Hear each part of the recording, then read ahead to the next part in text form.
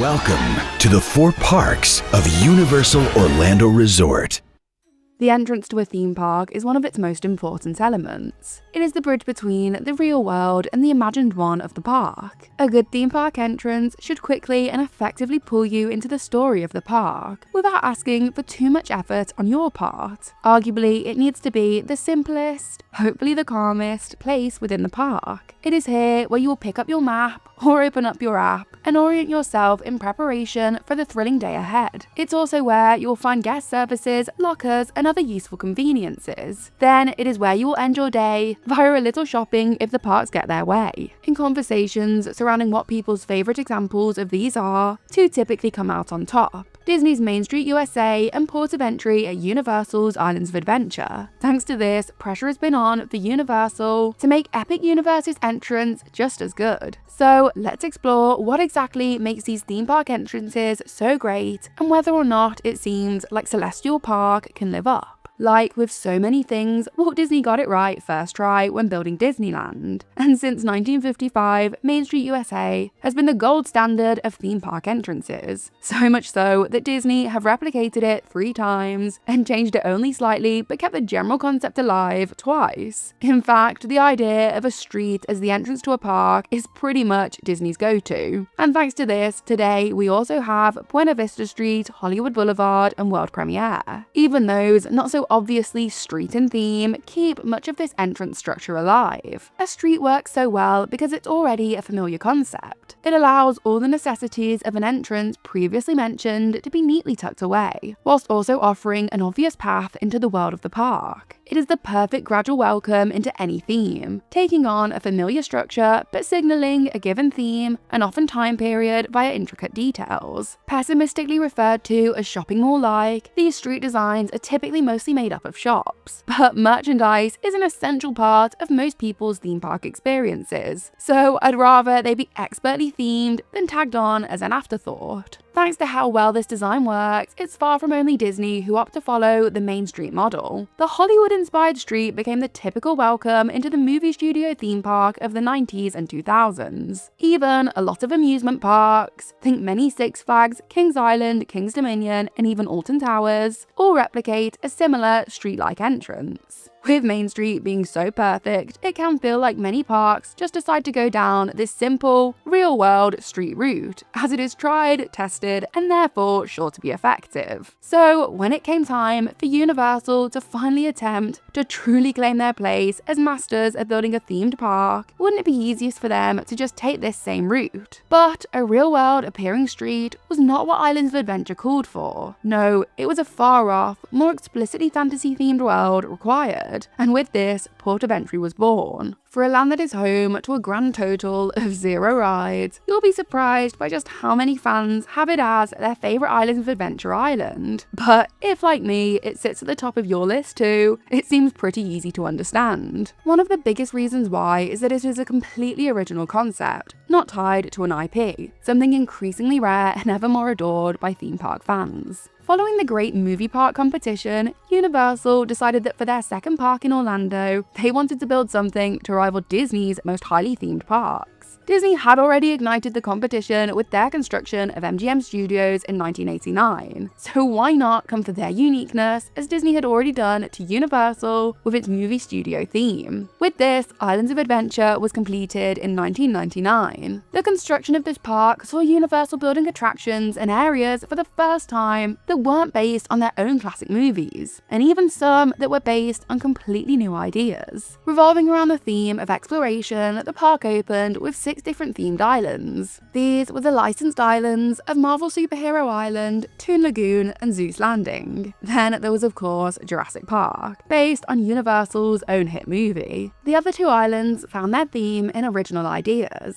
In fact, these islands seem to be the product of a failed Disney project. Whilst Universal were constructing Islands of Adventure, Disney also had their hands full with the construction of Animal Kingdom. During this, Disney decided to cancel their proposed Beastly Kingdom land from its Animal Kingdom park. Thanks to this, several designers who had worked on this land found themselves without a job. This worked out well for Universal, who welcomed these skilled designers with open arms. With this, Port of Entry and Lost Continent, which looks suspiciously like the cancelled Beastly Kingdom, were built. With some of the best talent in the industry involved, it isn't much of a shock that Port of Entry opened as and has remained a huge hit. The theming is unique, with intricate signage hidden everywhere, hinting at complex backstories and gorgeous rockwork holding it all together. Then there's the soundtrack, a most played track for many enthusiasts. The music alone is enough to immerse you within the story, and add to this the excellent way the island links all the others within the park, and you truly have a perfect theme park entrance. Confisco Grill, the entrance's sit-down restaurant, is the icing on the cake. This building is Islands of Adventure nerd heaven, full of supposedly confiscated props from all the other islands. It's a perfect example of playing to your audience, as there's nothing we theme park nerds enjoy more than spotting little hidden details and references. With this as the company's entrance legacy, it wasn't a shock to see many fans place Celestial Park as one of their most anticipated Epic Universe portals. Despite competing against IP giants Nintendo, How to Train Your Dragon, Harry Potter, and Universal Monsters, the mere thought that we might get a new port of entry was enough to fill many with excitement. So, with the park now ready to go, do we think that they've succeeded? Of course, comparisons to port of entry must note the 26 years of memories this entrance has had a chance to build. The soundtrack isn't just good because it's excellent,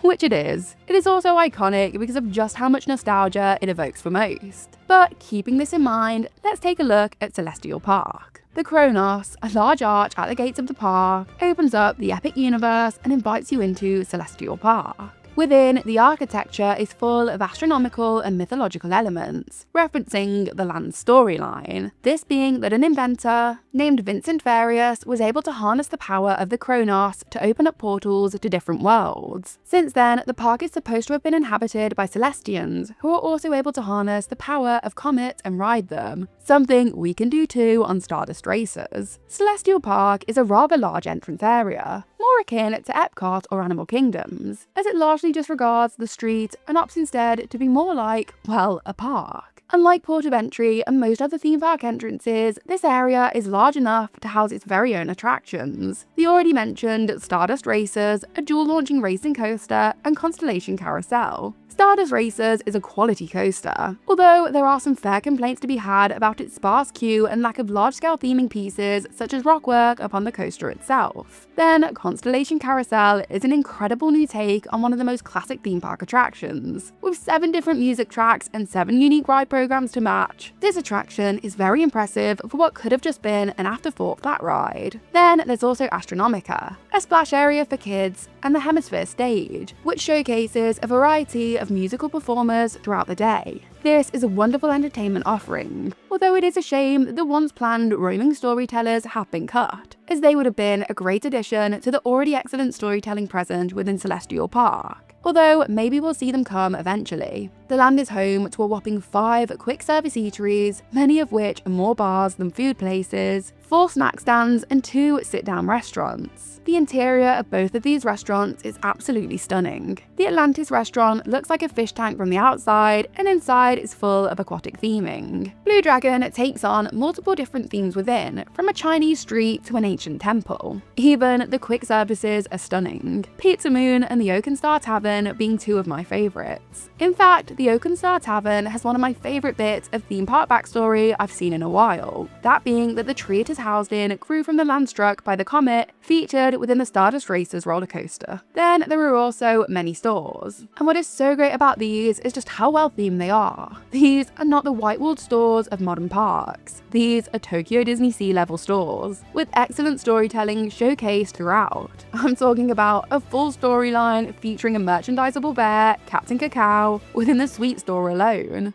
Needless to say, this little guy has been selling out rather fast. Theming has not been neglected when it comes to anything. Food packaging and bathrooms across the entire park are all uniquely themed, something that feels like a bit of a lost art form in the modern theme park landscape. At the end of this area is the Grand Helios Hotel, and throughout Celestial Park you can find 4 other portals to the rest of the park's lands. In fact, one of the best parts of this entrance is its general layout, as it is not a simple street. All your typical entrance amenities amenities don't all have to be located up front. Instead, there are concierge kiosks, lockers, and water fountains located throughout, making it easier to get issues resolved no matter where you are in the park. Full of water, grass, and other greenery, Celestial Park certainly succeeds at bringing the park feel to life. In fact, Celestial Park features 26 individual gardens, each with unique theming and plants. It is beautiful and tranquil, an important aspect of a theme park entrance as it needs to be functional as well as themed. There's a grand total of 7 acres of water within Celestial Park, where fountains dance reaching heights of up to 135 feet in the air, all synced to music and interactive lighting from sunup to sundown. While these do have mini shows themed to each portal, it would be nice to see an actual large-scale nighttime show added in the future. Nevertheless, the presence of so much water is a great idea,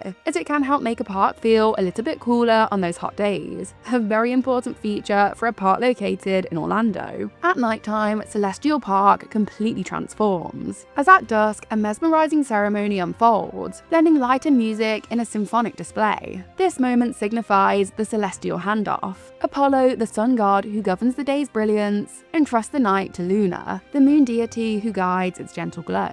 Following this, sparkling lights cover the land, and the lights atop each portal entrance send out beams that converge at the Kronos that stands at the entrance to Celestial Park. The land score, although it can't yet be compared to Port of Entry's, does feel like it has the potential to niggle into our minds in the same way. Said to be 40 hours total of different music, it certainly gives a lot for us theme park fans to grow to love. The current biggest complaint about this entrance is a bit of a touchy subject for many, that being sightlines. Some like to argue that these don't matter, but personally, I disagree. The visible show buildings and ability to see what lies beyond some of the portals is a shame, as it messes with the storyline and is a bit of a disruption to the beautiful theming present throughout. Foliage is still evidently in its early stages, having not that long ago been planted. So hopefully, as time goes on, these issues will be resolved as plants grow to cover currently visible disruptions. But other than this, it seems like Universal have pulled off a pretty flawless entrance to their theme park. Whether or not it can rival Port of Entry is something I believe only time can tell. We'll just have to see how we feel about Celestial Park in 26 years. Thank you so much for watching. Let me know what your favourite theme park entrance in the world is. Also, please like, subscribe, and don't forget to check out some of the other videos in my Epic Universe playlist.